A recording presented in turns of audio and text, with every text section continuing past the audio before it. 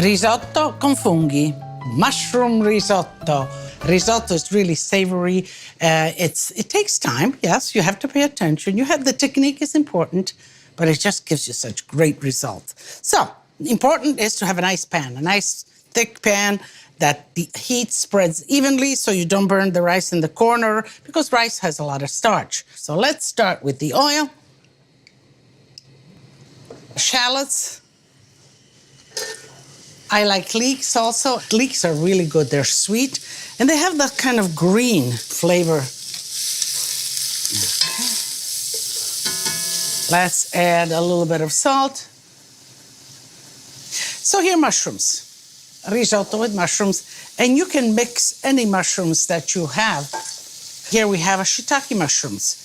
You just clean the stem, and the top you can wash it quickly or just wipe a mushroom off with a wet cloth. These are oyster mushrooms. Let's just cut the stems away. This is cremini mushrooms, and this one looks pretty clean. I think I can use the stem too. The regular button mushrooms, if you will, and this one I can use all. Okay, let me chop these.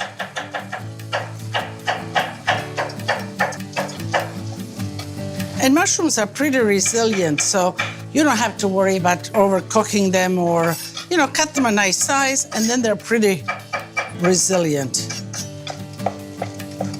Okay. And mushrooms, when you cook them, you look, oh my goodness, so much. No, not really, because they shrink to less than half of the original volume. So here we are with the leeks and all, they're wilted nice. Now I'm gonna throw in the rice. To make a risotto, the rice is the most important thing. And you need a short grain rice. Could be arborio or carnaroli. So let's put it in. I wanna toast the kernels. I want to coat them with the olive oil so it makes a little capsule. So it doesn't just open up. Now I am kind of in control. And at this point, you put the white wine. When it's nice and toasty, the rice.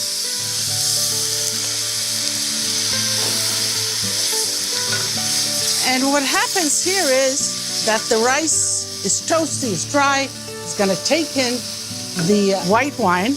What you want from the wine, of course, is the flavor and the acidity. You don't want the alcohol. But now it has sort of dissipated. At this point, we begin the process of releasing the starches. So we have that little kernel, that's the little capsule, stock. And this stock I made from the remnants of the leeks, the stems of the mushroom, a nice vegetable stock. Savory, season it, and when you add it, it has to be hot. It has to be at the same temperature. Another thing to be conscious of is if you put a greater amount of liquid to the rice will open up. It will extract everything out of the rice quickly because the ratio of the liquid is larger than the solids. Just enough liquid to cover the rice, and you want to keep on adding it. That is the secret to a creamy risotto. Let me add some salt now. I think I'm ready to add it all in.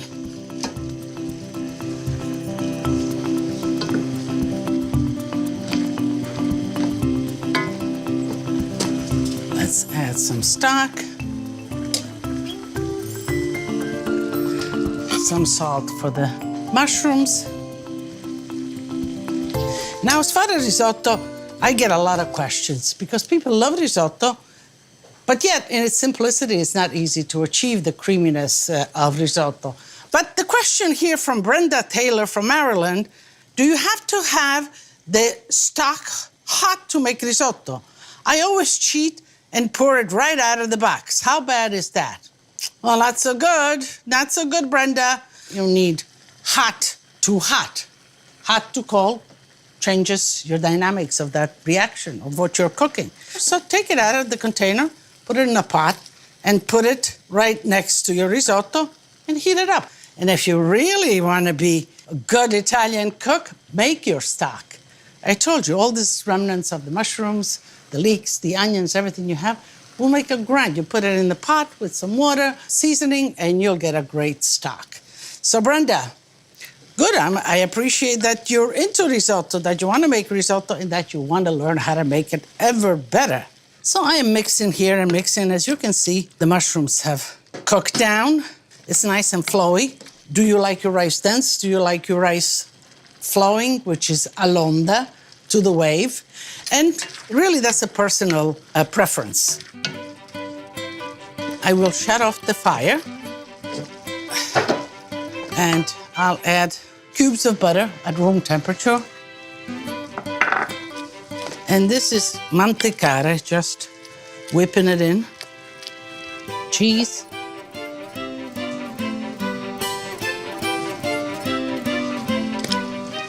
When you make risotto and it's ready to be served, everybody has to be at the table because risotto waits for no one.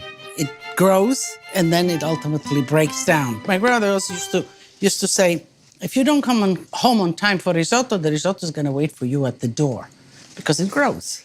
But I think this is good just as it is. And you can bring the whole pot at the table and let everybody serve themselves.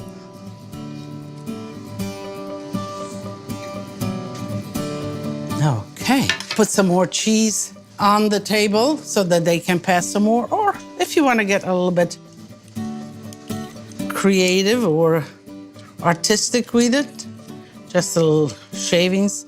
And I am just going a little artistico here, little sprigs of parsley like that. Now that looks nice. Let me just try a little bit of risotto because I need to tell you how good it is.